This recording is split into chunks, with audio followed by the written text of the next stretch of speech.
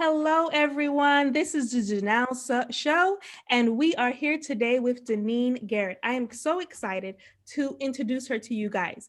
Deneen Garrett is the creator and host of the An Intimate Conversation with Women of Color podcast, where she elevates the voices of WOC. Deneen is also a diversity, equity, and inclusion plus talent development professional with 20 plus years of corporate experience. Hello, Deneen. Hello, Janelle. Thank you for having me. Oh, thank you for being here. Deneen, I would love to start talking first about your podcast. So, how did that get started? Because it's very niche. Yes. So here's a story. So I use the catchphrase, if you will, from panel to podcast, because in 2017, I created a podcast for an event to provide women of color a platform to use their voices. Mhm. And I hosted that panel for 3 years. And then last year, I decided to level up and turned it into a podcast. And so that's how the An Intimate Conversation with Women of Color podcast came to be. And so it is, in essence, it is a way for me to provide women of color a platform to use their voices, a way to elevate our voices, and just to connect with one another. I like that. I think that you probably want to trademark that panel to podcast phrase. It sounds like it could be Right? a Isn't service it to nice? provide. Yeah, I think you could provide that as a service for clients. Okay. Look at you. My mind goes all day long, ma'am. And you know what? So let me just tell you what you just did for me. So the last few months, as I've been talking to people and I've been telling them about the podcast, I've experienced this catch up to the vision moment. Mhm. And the catch up to the vision moment is when somebody sees around my corner before Mhm. I do. Mhm. So some things that are like, oh yeah, you should consider this. Had you considered that? What about this? What about that? And it's like, oh my God, you are basically mapping out my path. You know, you see something that's going to happen before me, and it's up to me to catch up to it. So you saying what you just said is a catch up to the vision moment. Yeah, I actually have that ability to do that. I do that a lot for my clients when I'm doing strategy sessions and marketing sessions for them. I'll be like, this is where you're going, so I'm going to add this extra piece in so that you are already directing and going that way ahead of time. And I feel like that we as people, we need that. Women of color, we need that for each other. We need to be able to provide that platform to each other. No doubt. We definitely do. And so again, that's what I attempt to do. And through, and not, it's not what I attempt to do, it's what I do. And through the podcast, I'm connecting with different women and they'll mention something. And then I'm like, oh, that was my guest before. Let me make sure I connect you with her. And I actually made that happen. So 2 women had been guests, and each are domestic violence survivors. Mhm. And one has a nonprofit, Mhm. and the other was starting a subscription business, and she wanted to donate to or have proceeds go to an organization. And I connected the 2 of them. Oh, that's perfect. Checks were cut. I love it. I love it. That's Right? perfect. Yes. Synchronicities. I love it. Yes. Yes, yes. Um, so like I told you, I had a list of questions for you, but heavy on my heart and on my mind is what's going on in our country right now. And if Yeah. I'm really very honest with you, I have really bad anxiety. And Mm. if I flat out say it to you, I'm scared. Yes. Okay. So even next week is the inauguration. Um, this week coming up, and I'm not sending my son to school because I don't know what's going to happen. I don't want Hmm. school to be shut down and I can't get a hold of my son. So, as a woman of color now, people are saying, okay, well, we need to fight for what's ours. We need to protect all these different things. And for me, I don't feel like this is my fight. I'm just wondering how you feel about it. Wow. So last night I was thinking, and this morning I'm thinking, do we realize what's going on? Like, this is some deep, real stuff. The world is in chaos, but yet we're going on and about our normal days, right? You know, in the workplace, we're having our normal conference calls. We're just moving about while outside is havoc. So I know exactly how you feel. I have a 19-year-old son, and his birthday was, think, the day after the election. Mhm. He's away at college. He's outside of Toledo, Ohio, so it's pretty small. It's Ohio. Um, and I'm like, you know what? I would like you to come home that week because Mhm. I don't feel comfortable with you being there. So the plan was to go pick him up on that Monday. Because I was afraid. I was afraid to actually drive to go get him because I didn't know what kind of shiggity was going to be going on, right? And thank God nothing was going on. Nothing did go on that particular week, but we are facing something totally different now. Things did go on last week. It just blows my mind that it got to the level that it got to, and it had to have had some support. How do you just walk in to Capitol like that? You know what I'm saying? And there were some, social media conversations like, the like where are some places that have tighter security than there? Saw that. You know what I'm saying? I'm like, our concert venue has tighter security than there. You know what I'm saying? You're not walking up in the Fox Theater in Detroit. You're not just rolling up in there. No, you somebody know, said a there, toddler's mouth had better security. ma'am. Okay. Look, my cat the other day when I was trying to give her medicine. So yeah. I just feel like, to be honest, I was going to be on a plane Mm. this week to get out of here because I just don't feel safe. They've sent out an all call to put everybody in alert for the next 3 days, 3 or 4 days surrounding the inauguration by the FBI. Oh, are you in a DC area? Or No, I'm DMV talking or about in something? all 50 states. Oh, They have put wait, out an what? all call. Yes, ma'am. They have put out an all call around every capital in the United States that there may be an attack on the Capitol. Okay. I saw something like that on CNN that we're talking about. They're expecting this to happen. Yeah, so here we go again. I'm thinking I might want to, like, dude, let me come get you. Yeah. Let me come pick you up. He's nowhere near, but still, It doesn't you matter. know, It doesn't no, even matter absolutely to me not. at this point. It doesn't matter. So I don't want to live in this fear. So again, I don't feel like this is my fight. And I feel like a lot of people, I'm on Facebook, I'm looking in groups, and a lot of people are on flight or fight mode with in the African American community. They're like, I'm gonna get out of here. I've got to go. And they're leaving the country, to be honest with you. Well, okay, so that I've seen for a while, a lot of conversations about, leaving, expat, blah, blah, blah. Have you ever looked into it? The amount of money that you need to have to be able to move to certain countries. I've seen that before, but so who are these people that are just easily able to go to another country? Because I'm not sure if I'm one of them, or maybe or are they just going and they're basically planning, I'm going on a vacation, but they never come back? Like, No, they how do leave you and make leave. that happen? They leave. I mean, I think we're overthinking this. Mm, For me, you have a couple of $1,000s saved.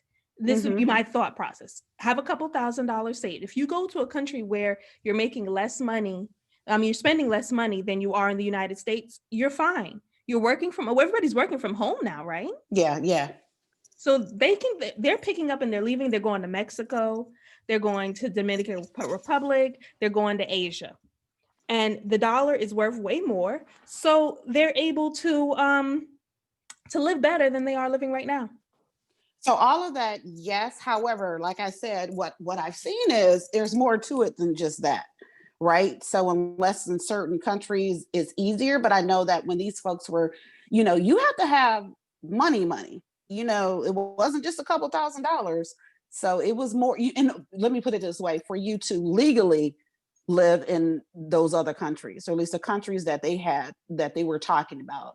I do think Canada might have even been one, but it wasn't like you just have a couple $1,000s and you just move over. No, they expect more. Um, I've never looked into it, and I really wasn't like deep into the conversations. But Mhm. from what I recall, it's not just having a couple $1,000s and moving somewhere else. Yeah, they're going on tourist So, visas, like to Mexico. It's like a 6-month uh-huh. tourist visa that you can go, and Okay. then you can get things extended and figure things out while you're there. Yeah. But okay, so say people are not leaving now. They're staying here. What do we do as Black people to be able to keep going and to not live in fear? Yeah. So, you know what? It's not our fight, but then again, it is, right? Because we're still here. So we Mm, have to protect ourselves. And we do have to continue to support the new administration, right? And I say, so put it this way, forget about what happened last week, because mhm, what happened last week takes it to a whole nother level. So let's just go with that didn't happen. We definitely have to support these folks in office. We have to hold them accountable. We mhm, have to, like, what is it that we want and we expect? And then we have to ask for it and, you know, demand it in a way, holding them accountable, mhm. not doing what the folks did last week, not that. um but it doesn't, so we can't just say we elected you, you're in office, and go take care of it. Mhm. No, we got to have their backs, you know. And again, we have to tell them what it is that we need, because they don't necessarily know, what they don't necessarily know what you want specifically, what I want Yeah. specifically. They might know some general things, but in order for us to get what it is that we want, we have to let people know what that is. So there's that. But again, but with the situation last week, that has to be contained. And like you said, it's scary because a lot of people who you will look to help contain were a part of it. So there's that. you know, there's absolutely that. And it just goes to show that, they were planning for this for a while. And a lot of them are, they seem to have it figured out to an extent. So we're not mobilizing like that. You know what I'm saying? Like, I'm sure there are some of us, but across the board, like, I haven't got the memo. There have some things to be alert, like more people bought guns, or gun owners, you have all of that to be able to protect yourself. So I do believe that there's more of that. Mhm. But as far as having those large groups, yeah. Yeah, I'm concerned about an all-out civil war Hmm. Hmm. in the United States, and yeah, I just don't know as a woman, as a mother, um, how that's gonna look for me. Right. Right. And a lot of us are feeling the same way. But we're here, we're in it. And so we have to be alert, right? And we have to protect ourselves. Yeah, yeah, at all costs, definitely.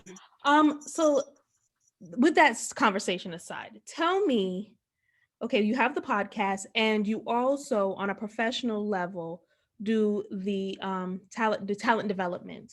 Tell me what does your day-to-day look like? Do you work for a company? Do you own your own business? Tell me about that.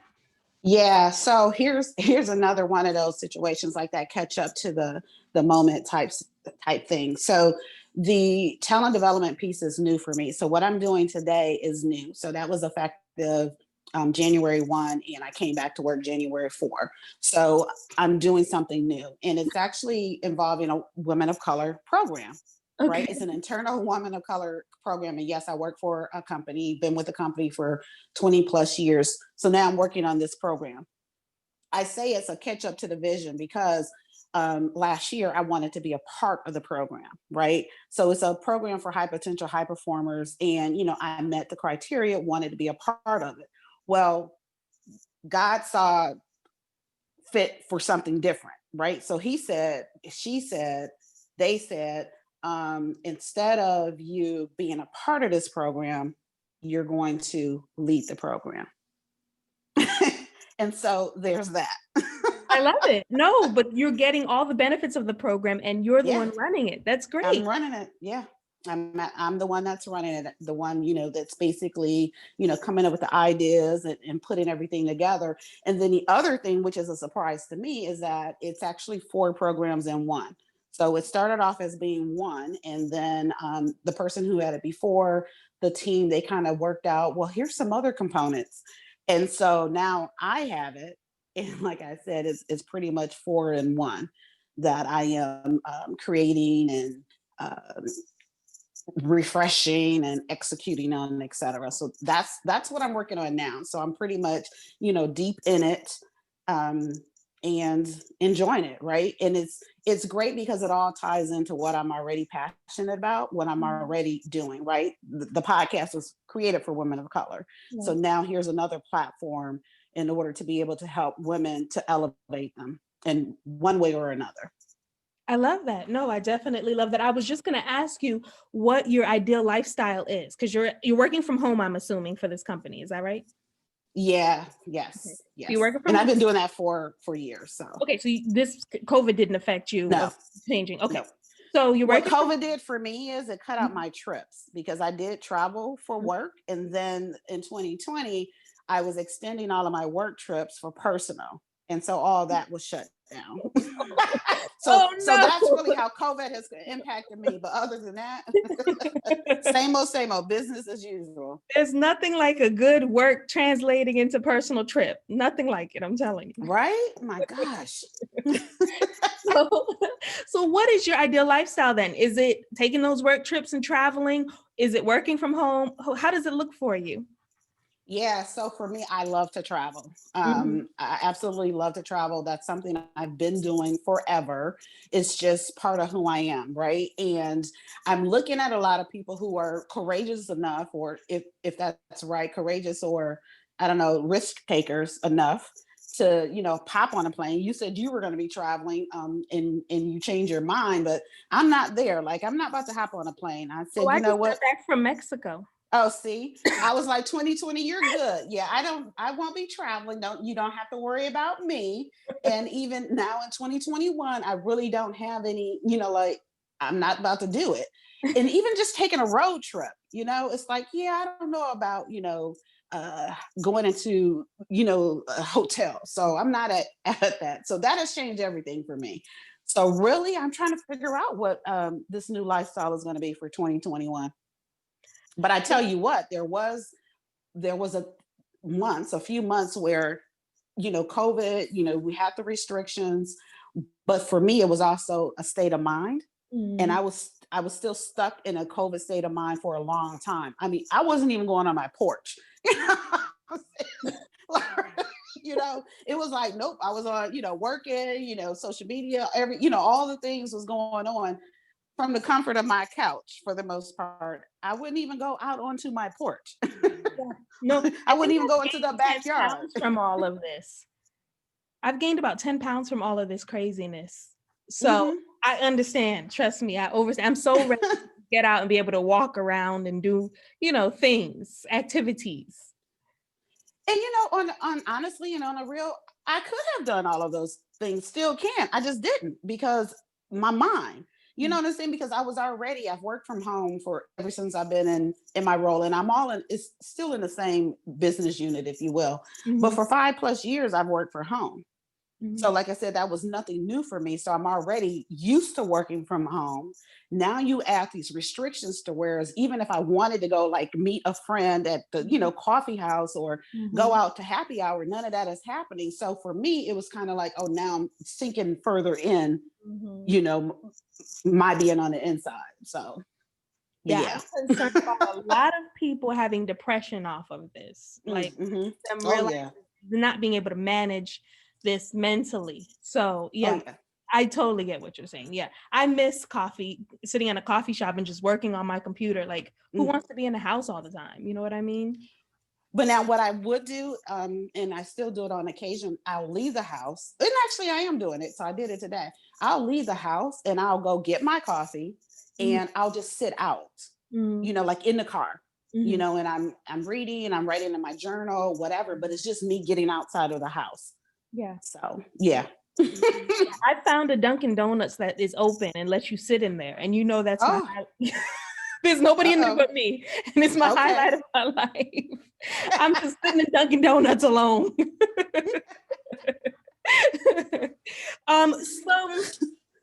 So, for somebody that is listening to us and they need some advice right now, they're either mentally they can't handle COVID, they're going through it, or they are thinking about starting a podcast. They want to have a conversation with people, but they don't know where to start. what's one piece of advice that you would give to somebody right now with where we are I right love that. Yeah, I'm going to give the same advice to your listeners that I basically took for myself, which is to just do it. So if you listen to my very first episode, you will hear me say that, I was hesitant to start. Once I realized that I had a fear of being vulnerable, once I realized what it was, I was able to call it something. I just Nike it and did it. And that's exactly what I did. And and you learn and you grow from there. And that's what I'm doing. Right. I believe we were connected through the Women of Color podcasters, so that's a whole community for women like us. now? Right. And so get connected with people who are doing what it is that you want to do. Who are those people? Connect with them, learn from them, glean from them. But what it is that you want to do, just do it and then figure the rest out. As they say, build the plane as you go. Yeah, yeah, exactly, exactly. No, I love it. A lot of people are just sitting in fear, Mm-hmm. especially right now with COVID. They are Mm-hmm. fearful. And so yeah, I've seen I've seen rants and raves of people scared, not knowing what to do. And yeah, that's when bad things happen, when you sit in fear. So yeah, I like that. Another question I have is, I'm an avid reader, so I like to ask Mm-hmm. my guest, what are you reading right now? What would you suggest somebody read? Ooh, okay. So, Cast is a book that I'm reading, and that's going to be a long read. It's a thick book. It's a very deep book. It's troubling, but it's our history, right? So it's something that actually happened. And then it also talks about the experiences of people in India, as well as the German experience with Hitler and all of that. So that's why I'm saying it's so deep and troubling, because it's very graphic. However, it sets the stage and helps you to understand the systemic and systematic racism. And I believe that everybody should read that to understand that, because those are things that are not taught in school. Mhm. And you need to know that. So when you're having those conversations and people are like, just get over it, like, blah, blah, blah, like you know, you can do whatever it is that you want to do. Yeah, you can, but you have to understand that for us, it's about equity, and we all don't start at the same starting line. Mhm. Like there's this graphic, and it shows the difference between equality and equity. And what you'll see with the equality, I think what is it? I believe how it's set up is everybody everybody is able to see over the fence, but each person has a different height of a barrel that allows them to do that. Okay. And so the point with that is that, yeah, the equality pieces we all can see over, but the inequity piece is that we're at different levels. Mhm. Mhm. So for me, for an example, I may need 10 feet tall something to stand on to Right. be where you are. Right. And that's what the equity piece is. Or even a better visual is, let's say, a race. So the starting line, you're at the starting line, there's nothing hindering you. I have to jump over a whole bunch of hurdles to get to where you are. So Yep. we're both in this race, but we're starting from different places. And that's what you understand in this book. And in the book, you learn that we Black people were never designed to survive and thrive. That's never what we were designed for. We were designed as a tool, an instrument, and really not even expected to live beyond probably not even a year. I think I was watching something about slavery in Brazil, and I believe when they brought the slaves over, they worked them so hard because they weren't looking at them to live beyond a year. And so when you know all of that, and then to see where we are today, we Yeah. survived all of that. Wow. And that's part of the hatred, because we weren't supposed to be here. We weren't supposed to be here. We weren't supposed to be starting our own podcasts, leading our own companies, being CEOs, having multiple degrees. None of that was supposed to happen. We weren't supposed to be billionaires. None of that was supposed to happen for us. So that's one book. And like I said, it's very heavy. Another book is, I believe it's All About Love, and it's by Bell Hooks. Oh, And I love so, Bell Hooks. I have several yeah, of her books. Yes. so with that one, and here's the thing, you were talking about lifestyle. And so for me, of course, I decide now that I want to open myself to love. Mm. in COVID. Yeah.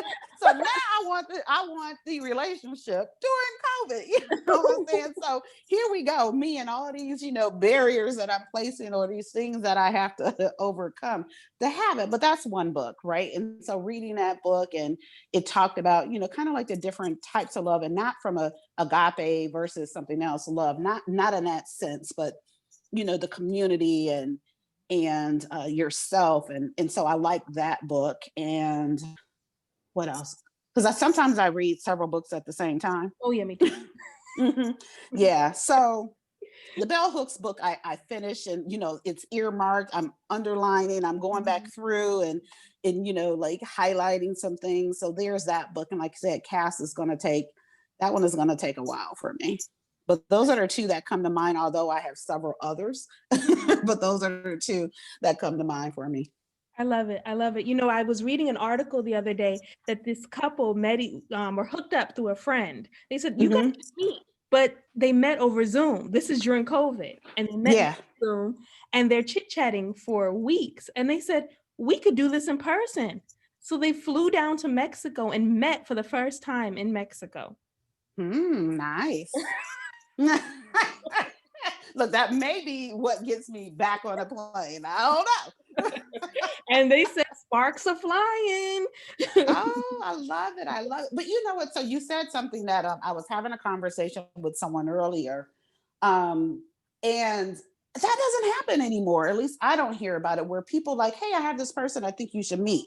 Like, folks don't do that anymore. Like, where did everybody's friends go? I don't know. I don't think people have friends these days. I don't know. It's very rare. Maybe the good ones are taken that they could potentially hook you up with. I don't know. Who knows? I know, right? So yeah, we're all left on our own and figuring it out, and all these different like dating apps, and yeah. Yeah, I don't. No, I don't know. I think maybe if I was to try to start dating or something, I would go to a what's it called again? A match person, somebody who would match set you Okay, up. Yeah, I think I would I just thought pay the about that money today. and just yeah, I'm not doing the online dating. If I was to do it, I wouldn't do the online dating. I would just go to somebody because I want to date a certain caliber of man. So Yeah, yeah. I'm not going to just go and meet somebody. They're trash online. That's just it is what it is. From what I've experienced, they're trash. So I would go Mm. to somebody who's qualified these men already. Like this is who I want to meet. This is what I want. I want him to be at this point in his life, and see what you got. You know what? And so I'm not opposed to that. And as a matter of fact, I was kind of thinking, matchmaker. One, who are these matchmakers? So I need to know about that. So, run me that information. But where I'm at right now, though, is it's practice for me. Right. So I'm not even looking to. So for me, these apps are not for me to actually meet that one. Okay, Now, if it happens, it happens. It's more so to get me back out there, yeah. to get me, the practice and that piece, and then jump into, okay, now I'm ready. But to me, why not play with people that are qualified? You're not going to meet the first one on a Yeah. match, on from the match right off. So you try a couple of qualified men rather than dating these men that are. You know what? See, Janelle, that's why we were supposed to talk today. So you can tell me that. Cut all that other stuff out. Quit playing Because I and know what practice they're with. talking about Okay. on the apps, and it's just like, really, guy, really? Hmm. Yeah. So you go to a matchmaker, she's going to give you a couple of choices. You go out with a couple of different guys and fill them out. It's not going to be a one time, okay, here, this is the one. Right. So. Okay. So you're like, just bump all that and let's get real with it. I was watching that. Did you see that documentary on Netflix where the lady was the matchmaker in India? I did. I Yeah. did. Why don't we qualify the people that we interact with the way that they qualify the people that they interact with? You're right about that, because they did. So the woman did match them and said, basically, based on XYZ, you should be a good match. But then when they met up, it didn't necessarily work out. So you're right about that. Yeah. Okay. All right. I'm very careful about who I let in my energy, and those people on those apps, I'm just scared of them. Yeah. Although plenty of women have had success. So I No, they will say have. that. They have Yeah. my cousin met his wife on Tinder, and they've been Okay. married for several years now. So they do work for the right people. Just for me Yeah. personally, I'm gonna go through a match if I ever decide. Okay. Okay. Well, I wrote that down. So we shall see. And I will keep you up to date. Thank you, thank you. But No, thank you. so tell me what you're working on. Tell me where people can find you. Tell me all the goodness so people can connect. Yeah, so still with with the podcast, so I do have a conversation every week. So every Friday at midnight Eastern, a new episode is available. Last week I had my very first international guest, so Coach Kimmy, she checked in from the UK.